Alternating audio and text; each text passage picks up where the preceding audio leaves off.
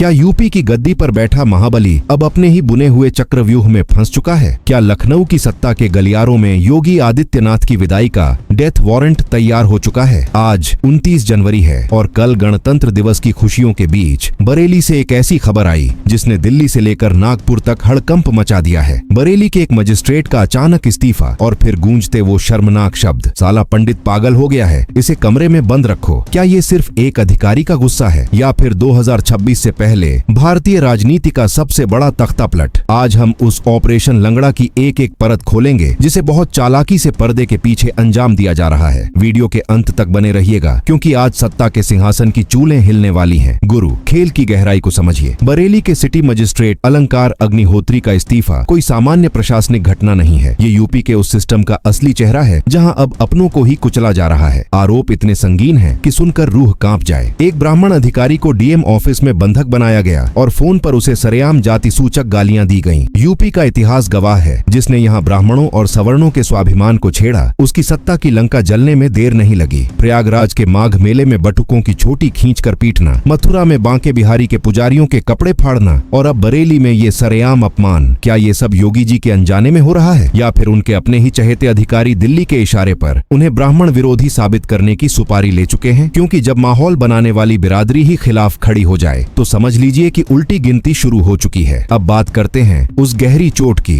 जो सीधे योगी जी की हिंदू हृदय सम्राट वाली छवि पर मारी जा रही है। काशी के मणिकर्णिका घाट पर प्राचीन मंदिरों का टूटना और फिर मुख्यमंत्री का उसे AI जनरेटेड वीडियो बताकर खारिज कर देना। जनता को ये बात पच नहीं रही है। जब खुद शंकराचार्य को माघ मेले के पावन पर्व पर अपमानित किया गया तब लखनऊ का शासन खामोश क्यों था? असली कहानी ये है कि 2024 की हार का सारा ठीकरा अब योगी जी के सिर फोड़ने की तैयारी है। अचानक केशव प्रसाद मौर्य का दिल्ली में कद बढ़ना और यूपी के संतों का उनके नाम की माला जपना क्या इशारा करता है? गोदी मीडिया, जो कल तक योगी की परछाई हुआ करता था, आज अचानक उनके खिलाफ इन्वेस्टिगेटिव कैसे हो गया? साफ है गुरु, ये लड़ाई अब सिर्फ विपक्षी दलों से नहीं बल्कि घर के भीतर बैठे जय चंदों से है, जो 2026 के अंत तक लखनऊ का सुल्तान बदलना चाहते हैं। सियासत के बड़े खिलाड़ी दबी जुबान में कह रहे हैं कि योगी का बुलडोजर अब उनकी अपनी ही पार्टी के कुछ बड़े सूरमाओं की राह का कांटा बन चुका है। दिल्ली चाहती है कि 2037 के महासंग्राम से पहले कोई ओबीसी चेहरा सामने लाया जाए ताकि वोट बैंक की गणित को साधा जा सके।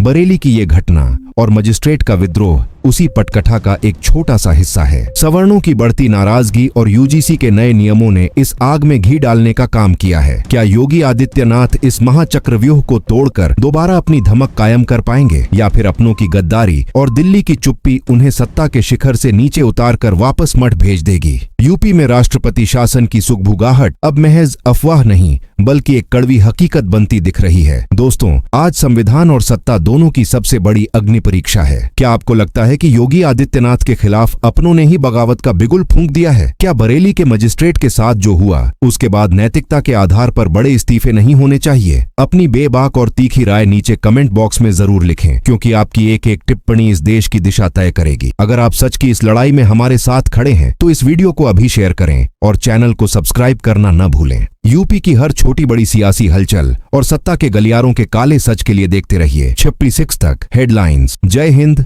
वंदे मातरम। और हाँ, अगर इस वीडियो पर 100K व्यूज आते हैं तो मैं आपको मोदी जी की योजनाएं बताऊंगा